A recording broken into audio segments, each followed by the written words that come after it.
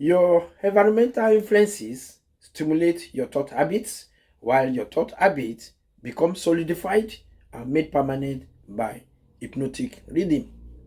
The main influencer to your thought habit is your environment. Your thought habit can either be positive or negative. When positive, you become a success and a failure if it is negative.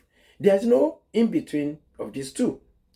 The material on which thoughts are fed comes from one's environment. You are what you are as influenced by your environment, and people buy you first before they buy what you are selling.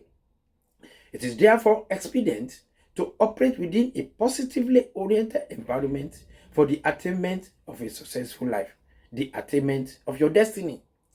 A shark can never grow to its destined size if it is kept in an aquarium. Likewise, a toad that aspires to be as big as an elephant will burst itself off. You are the product of your environment. Welcome to Success Digest, where we analyze and discuss those requirements needed for your financial independence and for you to live a life of abundance. My name is Kyle Rayoton, the publisher of Success Digest video series, together with the journals and the CEO, Kenny's Consult Limited, a financial service firm that is based in London. I'm discussing with you today on the topic environmental influences.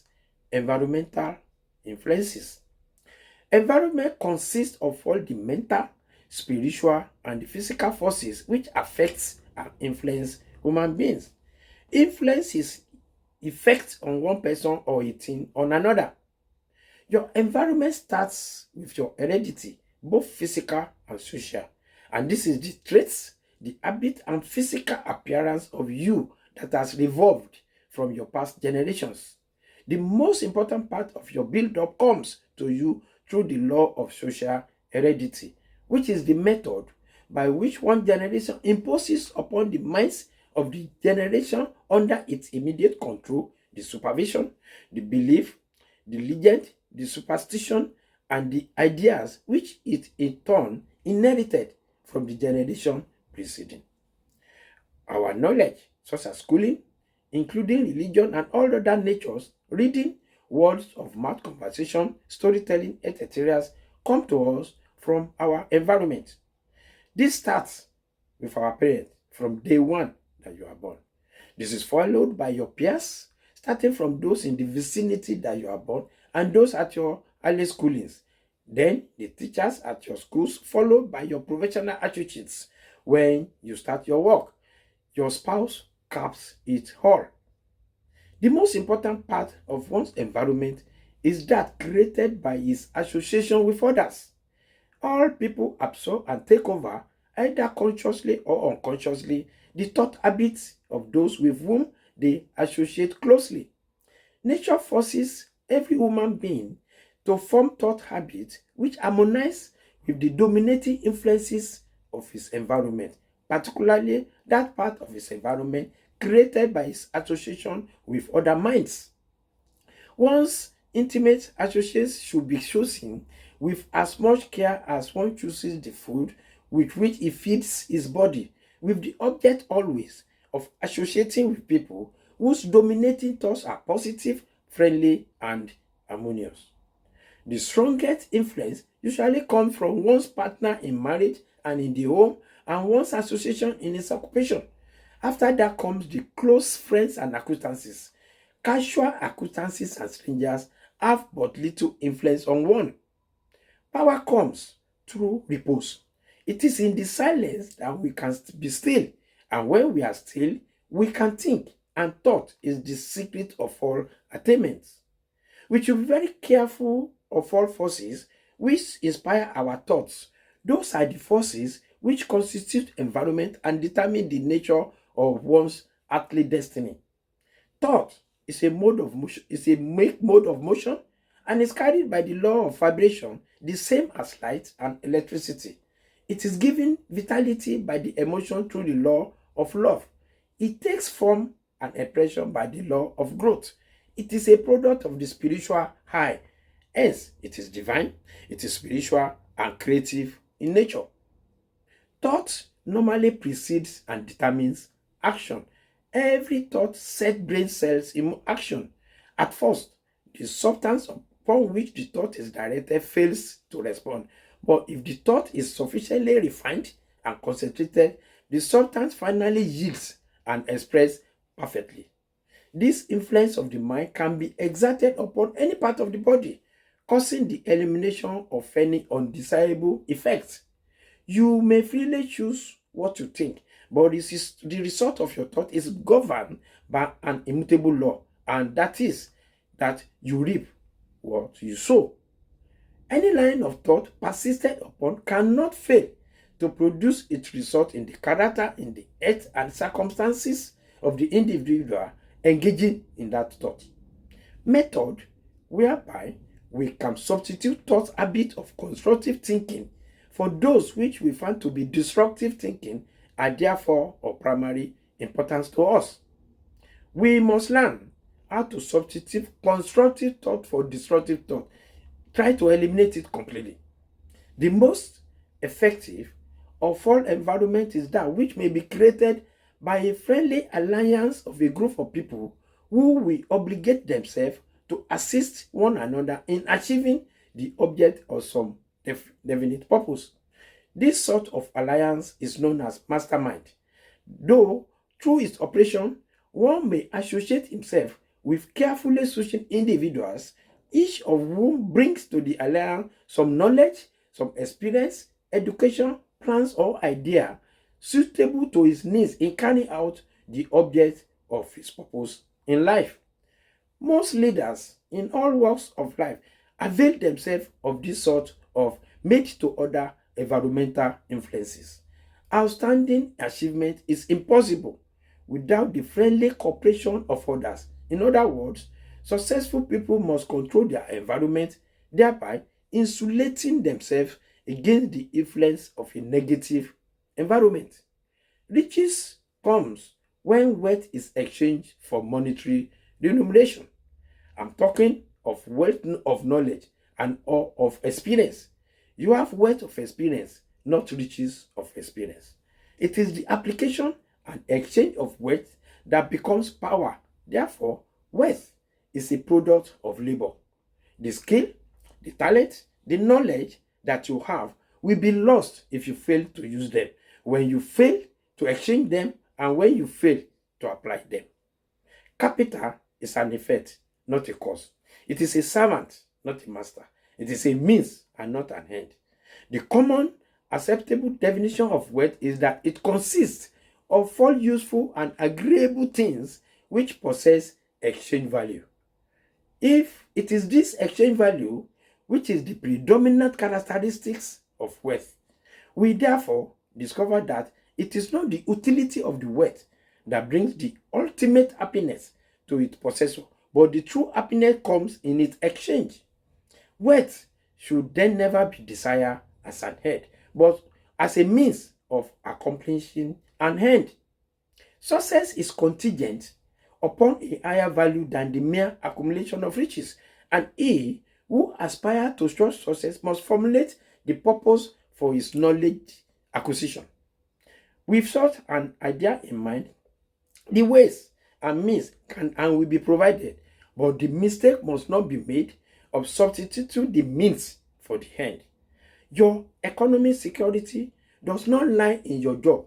It lies in your own power to produce, to think, to learn, to create, and to adopt. That's what brings true financial independence. It is not having riches. It is having the power to create riches. Please, listen to this. A bird flew and landed on the branch of a tree. A fellow bird at the root of the same tree warns the newcomer of the weakness of the branch on which that bird landed. The just landed bird's reply was, "Don't bother, mate. I'm not relying on the strength of the branch, but on the strength of my wings, for I will fly off if the branch give way. I don't want to be like you at the bottom where you cannot see far. I need to see far for the catch of a good spray."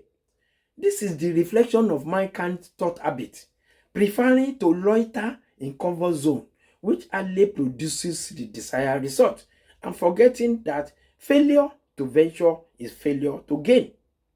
Thought is the plastic material with which we build images of our growing conception of life.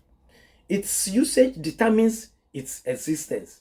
As in all things, our ability to recognize it and use it properly is the necessary condition for its attainment. Premature wealth is but the forerunner of humiliation and disaster, because we cannot retain anything which we do not merit or which we have not earned. I'm concluding this discussion with the soothing balm that there is no environment, no matter how miserable it appears to be, that there is no need, no seed of goodness embedded in it. All what we need to do is to identify that seed of success, sow it, and nurture it to fruitfulness. But the human nature in us will not allow us to follow this path, but rather we behave like the giraffe, who, because of his long neck, only see the greener grass on the other fence, without realizing that it is standing on a better grass. All what he needs to do is to step back a little, and the better grass on which he is standing will come to his view to eat. Nature is lavishly endowed with abundance everywhere, and if a flying bird can drop the seed of the fruit in its mouth on a fertile ground, and that seed grows up to become a palm tree, producing multiples of fruits, what excuse do you and I have, who are created in the image and likeness of God, the infinite intelligence, the omnipotent, the omniscience, and omnipresent? When life supply you with lemon, please make lemonade out of it.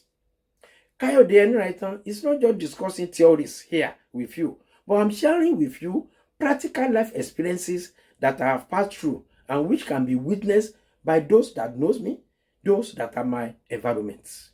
I am what I am through the grace of God, which Baba God has bestowed on me. Unfavorable environment did not prevent Mary Baker Eddy, the founder of Christian Science, from fulfilling her destiny in life.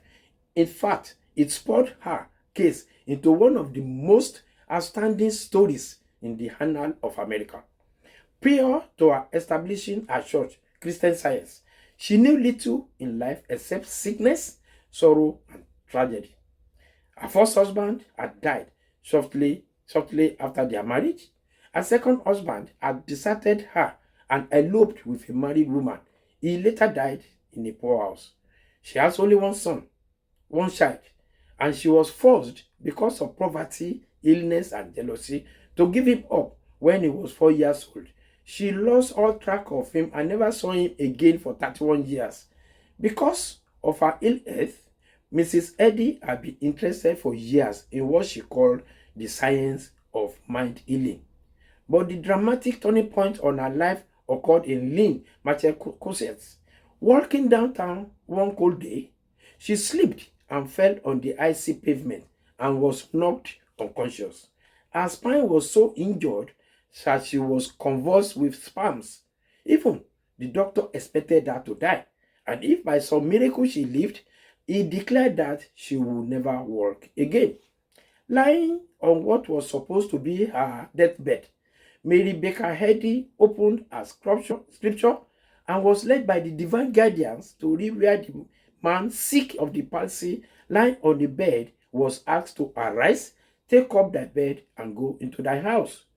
Those words by the great master produced within her such a strength, such a faith, and such a surge of healing power that she immediately got out of bed and, like the man, walked. She later declared that experience led her to the discovery of how to be well by herself and how to make others to do so. All causation is the mindset, and every effect is a mental phenomenon. Permit me to stop here, and if you are interested in more discussion as this, please feel free to contact us at Keddington Limited and allow us to discuss with you more enlightenments and ingredients needed for becoming financially independent. We are the financial experts that specializes in financial management. We will invest your funds on financial instruments for you at stock exchange and manage it for you thereafter. We also provide training in career and skill development, in business and entrepreneurial development, in business counseling and mentoring, and this includes youth vocational trainings. Let us continue to travel together on this journey of success through the path of wisdom. To be informed, to be transformed, and not to be informed is to be deformed. I'm still Kayode Enright, and I can be reached on 07427942000 or 07951775255. Better still, visit our website, kennisconsultlimited.uk. kennisconsultlimited.uk. If you are blessed by this video, please subscribe to it, share it, and like it. Also, visit our blog on YouTube for more of our videos. Please continue to enjoy your success.